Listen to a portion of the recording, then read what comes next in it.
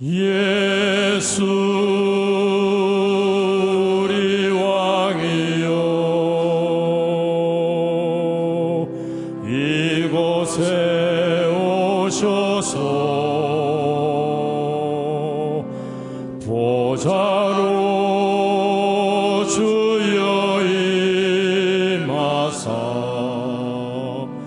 찬양을 받아 주소서.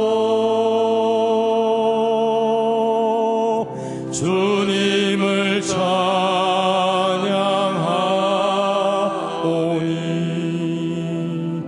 주님을 경배하오니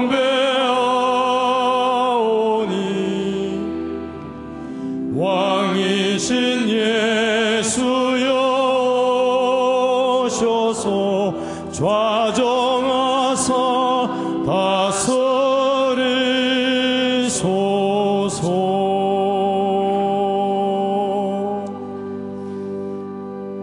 할렐루야. 오늘도 하나님이 큰 은혜 주실 줄 믿습니다. 우리 서로 인사하겠습니다. 잘 나오셨습니다. 잘 나오셨습니다. 사도 바울은 아들과 같이 여기는 디모데에게 권면하기를 경건하게 살아야 된다고 권면을 했습니다. 왜냐하면 그리스도 예수의 좋은 일꾼이 되려고 하면 경건하지 아니하면 안 되기 때문이었습니다. 그래서 디모데전서 4장 7절에 보면은 망령되고 허탄한 신화를 버리고 경건에 이르도록 내 자신을 연단하라. 육체의 연단은 약간의 유익이 있으나 경건은 범사에 유익하니 금생과 내생의 약속이 있느니라. 이렇게 경건하게 살라고 말을 했습니다. 우리가 경건하게 산다고 하는 것은 참 쉬운 일이 아닙니다. 우리가 살고 있는 이 세상은 경건하게 살기가 너무너무 어려운 세상입니다. 이 세상은 너무나도 음란하고 악하고 더러운 세상이기 때문에 사람들을 타락을 시키고 방탕하게 만들고 경건하게 살 수 없도록 그렇게 만드는 세상입니다. 그러므로 정말 경건하게 살기 위해서 애를 쓰고 힘쓰지 아니하면 아무도 경건하게 살 수가 없는 것입니다. 저는 중학교 1학년이 되었을 때에 초등학교 6학년 때는 아주 은혜 가운데 살아서 너무 좋았는데 중학생이 되니까 모든 게 달라지더라고요. 그래서 신앙생활을 어떻게 하면 내가 중고등학교 6년 동안을 잘할 수 있을까 걱정을 하게 됐는데 제 마음속에 세 가지 결심을 하게 됐어요. 이렇게 살면 되겠구나. 세 가지 결심 중에 첫째가 뭐냐 하면 나는 어떤 일이 있어도 교회 출석은 100% 한다. 결석은 절대 하지 않는다. 참 이 결단이 중요한 겁니다. 왜냐하면 교회를 떠나고 교회를 안 나가기 시작하면 믿음을 다 잃어버리게 돼요. 그렇기 때문에 어떤 일이 있어도 교회 출석은 100% 한다. 그게 첫 번째 결심이에요. 두 번째 결심은 하루에 3번씩 교회 가서 꼭 기도를 해야 되겠다. 아침에 학교 갈 때 교회 가서 기도하고 학교에서 돌아올 때 교회 가서 기도하고 또 저녁 먹고 나서 교회 가서 기도하고 하루에 3번씩은 꼭 기도를 하자. 그 다음에 세 번째 결심은 하루에 성경을 1장 이상은 꼭 읽겠다. 이렇게 세 가지 결심을 했어요. 저의 이 세 가지 결심이 저의 신앙에 얼마나 도움이 됐는지 모릅니다. 사실 이 학생 시절의 신앙생활은요, 이 파도와 같이 굴곡이 심하기 때문에 너무너무 위험하기 짝이 없는 것입니다. 여러분, 이 파도 치는 거 보면요, 싹 올라왔다가 또 싹 내려가고 그래요. 올라갔다 내려갔다 올라갔다 내려갔다. 이 학생 시절의 신앙이 그런 거예요. 굴곡이 너무 심한 거예요. 은혜를 받아가지고 열심을 낼 때는 목사가 다 된 것처럼 그냥 막 열심을 내다가 그 다음에 떨어지기 시작하면은 완전히 불신자와 다름없이 떨어지고 그냥 얼마나 굴곡이 심한지 몰라요. 이 학생 시절에는 탈선하기도 쉽고 잘못되기도 쉬운 것입니다. 그런데 저는 이 세 가지 결심을 실천함으로 그 어려움을 다 극복할 수가 있었어요. 어떤 일이 와도 교회는 꼭 나가죠. 어떤 일이 있어도 하루에 3번씩은 하나님 앞에 기도하죠. 그러다가 보니까 아무리 어려운 일이 오고 시험이 와도 극복하고 그래서 6년 동안을 신앙생활을 잘 할 수가 있어요. 얼마나 감사한지 모릅니다. 우리가 이렇게 경건하게 살기 위해서는 결단이 필요하고 노력이 필요한 것입니다. 그러면 우리가 경건하게 살아야 하는 목적이 무엇일까요? 한마디로 말해서 하나님을 기쁘시게 해드리기 위해서인 것입니다. 저와 여러분은 하나님을 기쁘시게 해드리기 위해서 날마다 경건하게 사는 성도가 되시기를 바랍니다. 그런데 오늘 본문에 보면 이 경건의 목적을 3가지로 말씀을 하고 있어요. 그 첫 번째 목적은 하나님이 우리의 아버지가 되시기 때문이라는 것입니다. 17절 중간에 있는 말씀대로 우리는 하나님을 아버지라고 부릅니다. 그런데 우리의 아버지가 되시는 하나님께서는 우리에게 거룩하게 살라고 말씀하셨어요. 15절 16절을 우리 한 목소리로 같이 읽겠습니다. 오직 너희를 부르신 거룩한 이처럼 너희도 모든 행실에 거룩한 자가 되라. 기록되었으되 내가 거룩하니 너희도 거룩할지어다 하셨느니라. 아멘. 우리 하나님께서 친히 하신 말씀입니다. 내가 거룩하니 너희도 거룩해라. 거룩해라. 우리 하나님께서 말씀하신 것입니다. 자식은 부모를 닮게 되어 있습니다. 아무리 안 닮았어도요, 자다가 코 고는 것이라도 닮아요. 하여튼 어디든지 닮게 되어 있어요. 그러므로 누구든지 예수 믿고 구원받아서 하나님의 자녀가 되면 반드시 하나님을 닮게 되어 있는 것입니다. 아무리 신앙생활을 제대로 하지 않는 것 같아도 진짜 예수를 믿고 하나님의 자녀라면 자기도 모르는 사이에 점점 더 거룩하게 하나님을 닮아가게 되는 것입니다. 특히 하나님을 사랑하는 성도들은 하나님을 사랑하기 때문에 거룩하게 경건하게 살려고 합니다. 그래서 하나님을 사랑하는 그 아버지를 기쁘시게 해드리기 위해서 그들은 경건하게 살려고 하는 것입니다.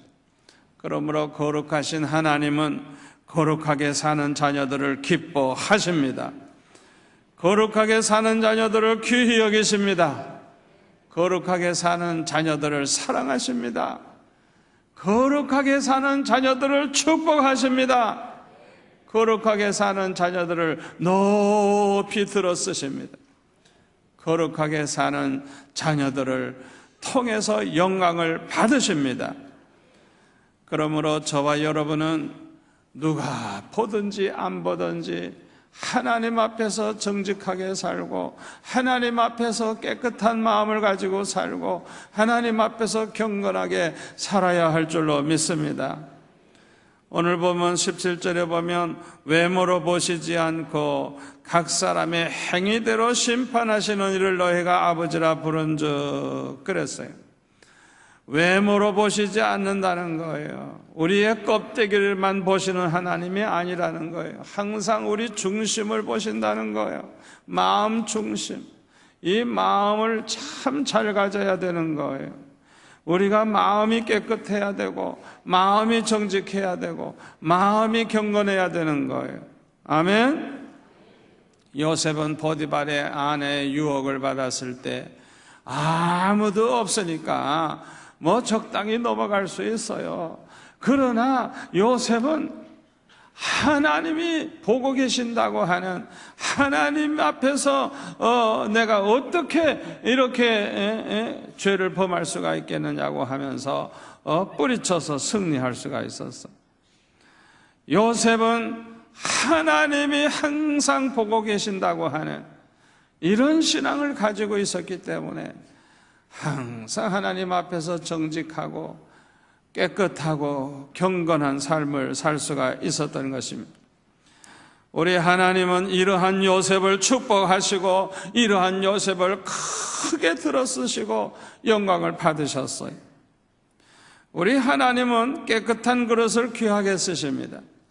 디모데후서 2장 20절에 보면은 큰 집에는 금그릇과 은그릇뿐 아니라 나무그릇과 질그릇도 있어 귀하게 쓰는 것도 있고 천하게 쓰는 것도 있나니 그러므로 누구든지 이런 것에서 자기를 깨끗하게 하면 귀히 쓰는 그릇이 되어 거룩하고 주인의 쓰심에 합당하며 모든 선한 일에 준비함이 되리라 그랬어요.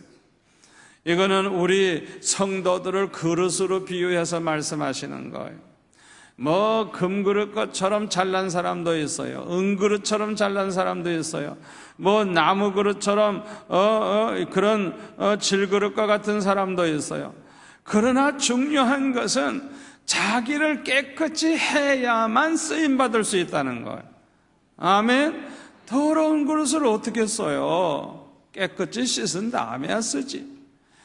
마찬가지로 저와 여러분은 하나님 앞에서 그릇과 같은데 우리 자신을 깨끗하게 하면 아주 귀히 쓰임받는 그릇이 된다는 것입니다. 아멘. 소금이 맛을 잃으면 아무짝에도 쓸모가 없어서 갖다 버립니다. 그러면 사람들이 밟고 다녀요.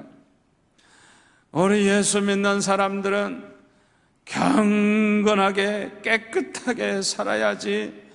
우리가 경건하게 살지 아니하면 영적으로는 그는 완전히 쓸모없는 죽은 인간이 되는 것입니다. 여러분 삼손을 보세요. 그는 굉장한 사사입니다. 그러나 기생을 가까이 하다가 타락을 하니까 하나님께서 떠나셨어요.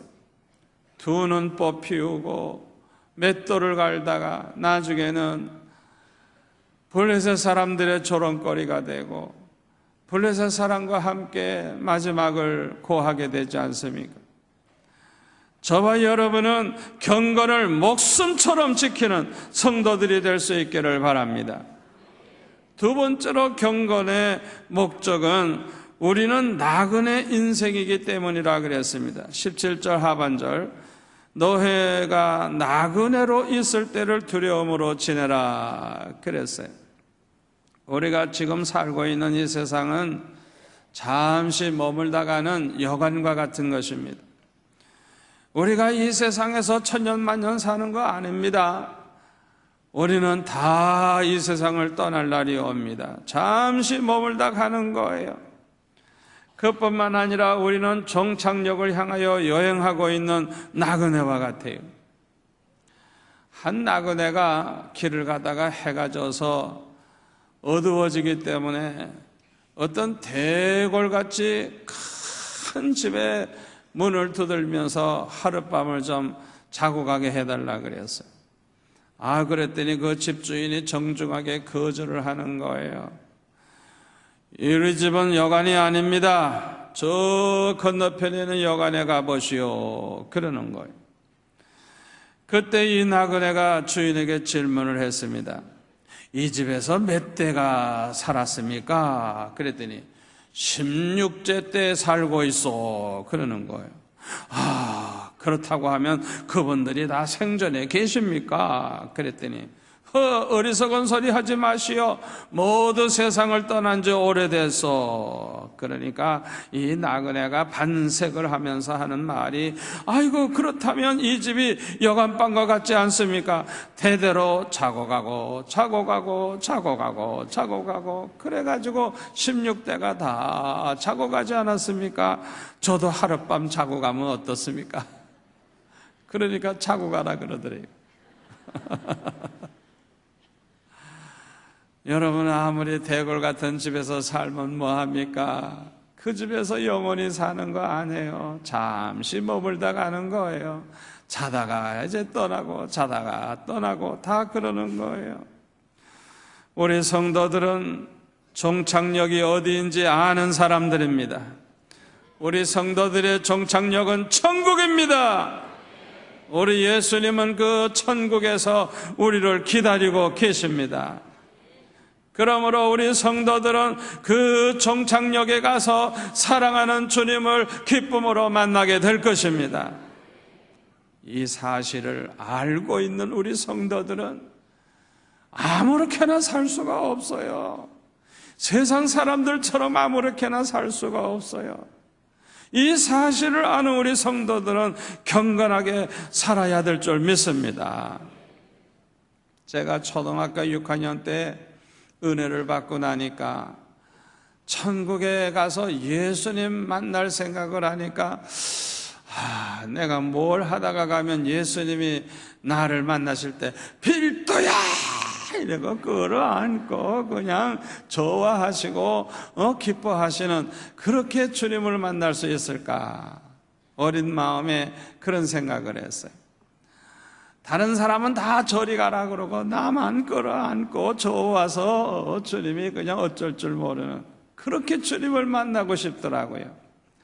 가만히 생각해 보니까요, 예수님께서 우리를 구원하기 위해서 십자가에 못 박혀 죽기까지 하셨어요. 우리를 구원하기 위해서. 그러니까 전도를 열심히 해가지고 많은 영혼을 구원한다고 하면 제일 기뻐하시겠구나. 그래서 그때부터 열심히 전도하기를 시작을 했어요. 그 다음에는 꿈이 점점 더 커져서 우리나라 백성을 몽땅 예수 믿게 하는 목사가 돼야 되겠다, 그렇게 생각을 하게 됐어요.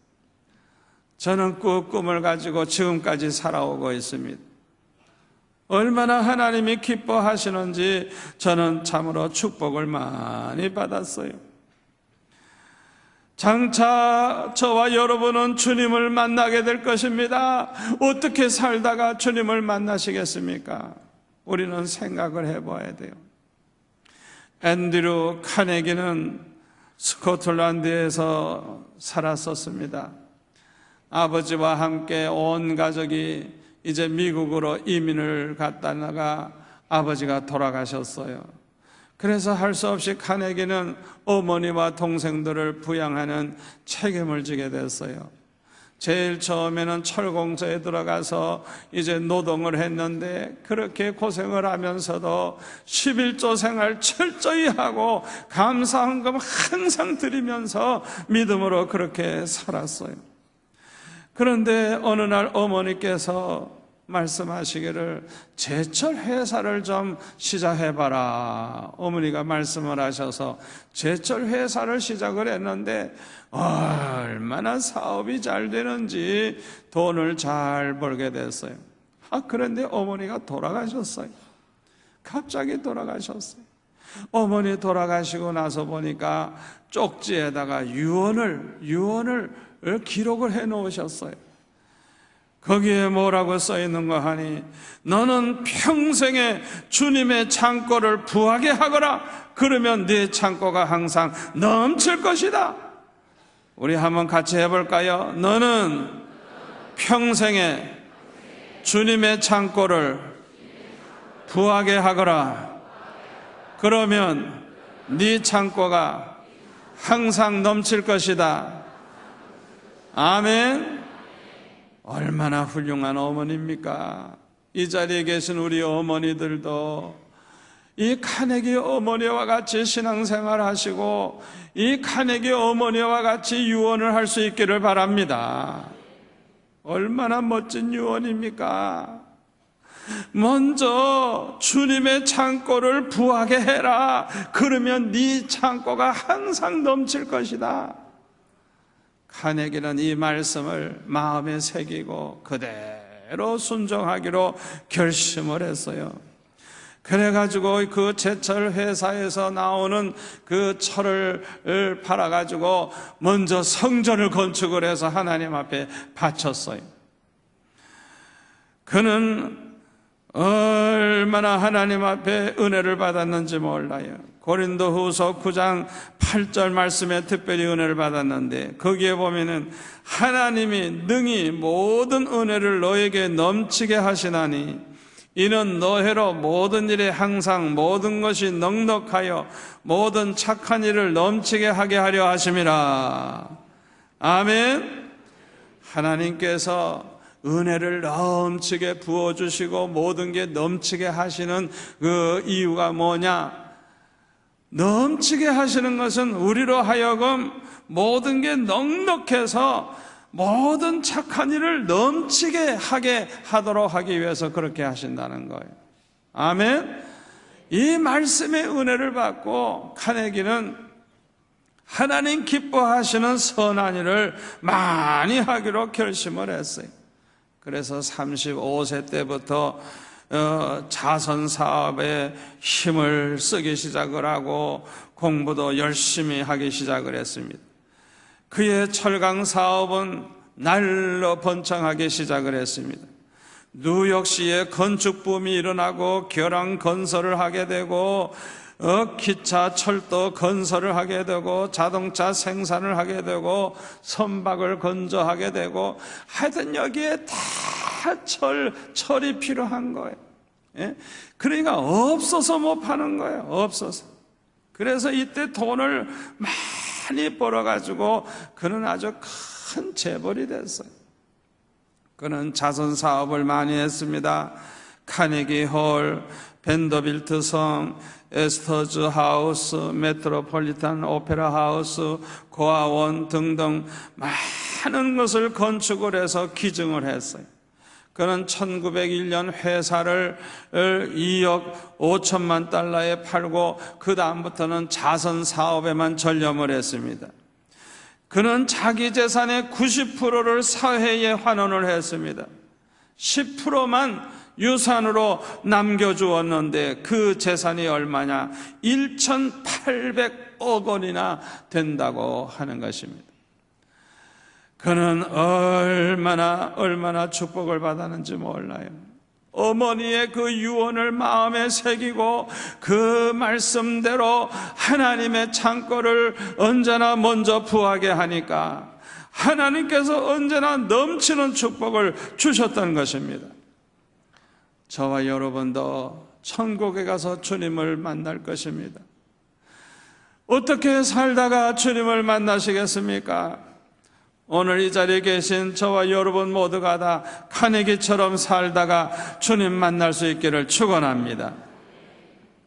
우리는 이 세상에서 천년만년 사는 사람이 아닙니다.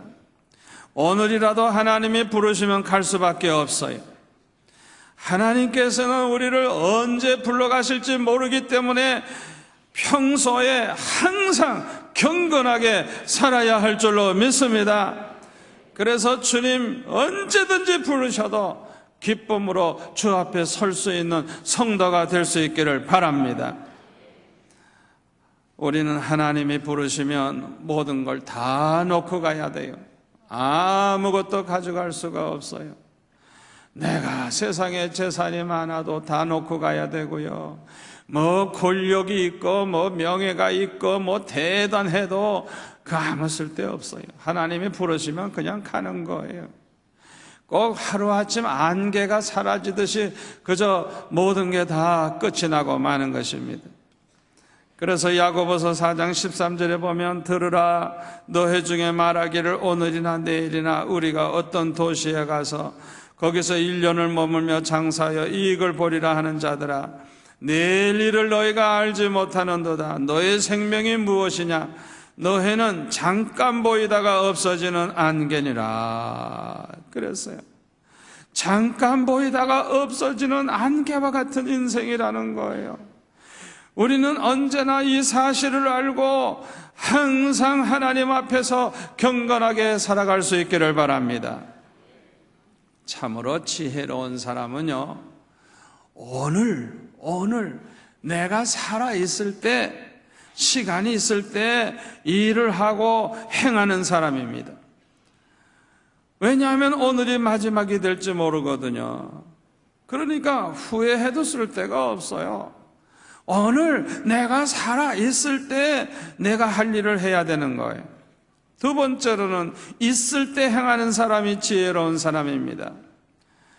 내게 건강이 있을 때 일을 해야지 건강 잃어버린 다음에는 후회해도 쓸 데가 없어요. 시간이 있을 때, 능력이 있을 때, 할 수 있을 때 행하는 사람이 지혜로운 사람이에요. 돈도 있을 때 행하는 사람이 지혜로운 사람이에요. 돈 다 없어진 다음에 후회하면 뭐 하겠어요? 헌금도 돈 있을 때 하는 겁니다. 좋은 일도 있을 때 하는 겁니다. 아멘. 돈이 다 사라지고 나면 후회해도 쓸 데가 없어요. 있을 때 해야 되는 거예요. 기회가 왔을 때 해야 되는 거예요. 아멘.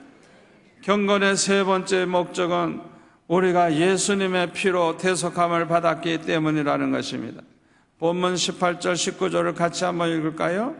너희가 알거니와 너의 조상이 물려준 헛된 행실에서 대속함을 받은 것은 은이나 금같이 없어질 것으로 된 것이 아니요 오직 흠없고 점없는 어린 양 같은 그리스도의 보배로운 피로 된 것이니라. 아멘. 저와 여러분은 예수님의 보배로운 피로 대속함을 받았기 때문에 우리는 경건하게 살아야 된다는 것입니다. 유대인들의 경건의 목적은요, 경건하게 살면 복을 받지만은 경건하게 살지 아니하면 하나님의 진노를 받기 때문에 경건하게 살아야 된다고 그렇게 생각을 했어요. 아주 율법주의적인 경건입니다. 그러나 우리 기독교인의 경건은 그렇지 않습니다. 우리 기독교인의 경건은 구원받기 위해서 거룩하게 사는 게 아니라 이미 구원을 받았기 때문에 하나님의 백성이 됐기 때문에 거룩하게 경건하게 살아야 하는 것입니다. 아멘. 이렇게 유대인의 경건과 기독교의 경건이 다른 거예요. 우리 기독교의 경건의 목적은 그리스도 예수님의 보배로운 피로 대속함을 받았기 때문에 우리는 경건하게 살 수밖에 없는 것입니다. 죄를 범한 사람은요, 빚을 진 사람과 같아요. 옛날에는 빚이 너무 많아가지고 빚을 못 갚으면은 종으로 팔려갔습니다. 그래서 평생 자유를 누리질 못하고 살게 됩니다. 빚이 너무 많아가지고 평생 못 갚는다고 하면 평생 종으로 살게 되는 거예요. 그런데요, 어떤 사람이 찾아와가지고 그 빚을 다 갚아주면 그 순간 자유를 얻게 되는 거예요. 이게 바로 대속이라는 거예요. 대속해준다는 거예요. 저와 여러분은 죄로 말미암아 큰 빚을 지고 마귀의 종이 되었습니다. 그런데 예수님께서 십자가에 못 박혀 죽으심으로 그 피로 우리의 죄값을 대신 지불해 주셨습니다. 그러므로 우리는 예수님의 피로 대속함을 받은 것입니다. 이렇게 예수님의 피로 대속함을 받은 우리 성도들이 어떻게 아무렇게나 살 수 있겠어요? 우리는 마땅히 거룩하게 경건하게 살아야 할 줄로 믿습니다. 우리는 한 걸음 더 나아가서 주님의 은혜를 만분의 1이라도 보답하기 위해서 경건하게 살 뿐만 아니라 주님을 위해서 헌신하며 살아야 할 줄로 믿습니다. 주님을 위해서라고 하면 목숨이라도 바칠 수 있는 성도가 되어야 될 줄로 믿습니다. 우리를 위해서 육신을 입고 이 세상에 오셔서 십자가에 못 박혀 죽으신 예수님을 우리가 바라볼 때 두 가지 사실을 깨닫게 돼요. 하나는 우리가 얼마나 큰 죄인인가 하는 것을 깨닫게 됩니다. 우리가 얼마나 죄가 크길래 예수님의 보배로운 피로 죄값을 지불하고 나서야 죄를 대속함을 받을 수가 있었느냐 하는 것입니다. 그만큼 우리가 죄인인 것입니다. 두 번째 깨닫게 되는 것은 우리는 너무나도 소중한 존재라는 것입니다. 우리가 얼마나 소중하길래 하나님께서 그 아들을 아끼지 아니하시고 내어 주시기까지 하시면서 우리를 대속해 주셨겠습니까? 우리가 얼마나 소중하길래 예수님은 우리를 대속하기 위해서 십자가에 못 박혀 죽으시기까지 하셨겠습니까? 그러므로 우리는 함부로 살 수가 없는 것입니다. 아멘. 예수님의 피로 대속함을 받은 이 소중한 우리 성도들이 어떻게 아무렇게나 살겠어요? 저와 여러분은 날마다 주님의 은혜를 생각하면서 경건하게 살다가 장차 하늘나라에 가서 주님을 만나는 그런 성도들이 다 되시기를 축원합니다. 기도하겠습니다. 아버지 하나님 감사합니다. 오늘 주신 말씀을 마음에 깊이 새겨서 남은 여생 경건하게 살게 도와 주옵소서. 언제 주님이 오라 하셔도 주님 앞에 기쁨으로 설 수 있도록, 주님 만날 수 있도록 경건하게 살게 도와 주옵소서. 예수님의 이름으로 기도하옵나이다. 아멘.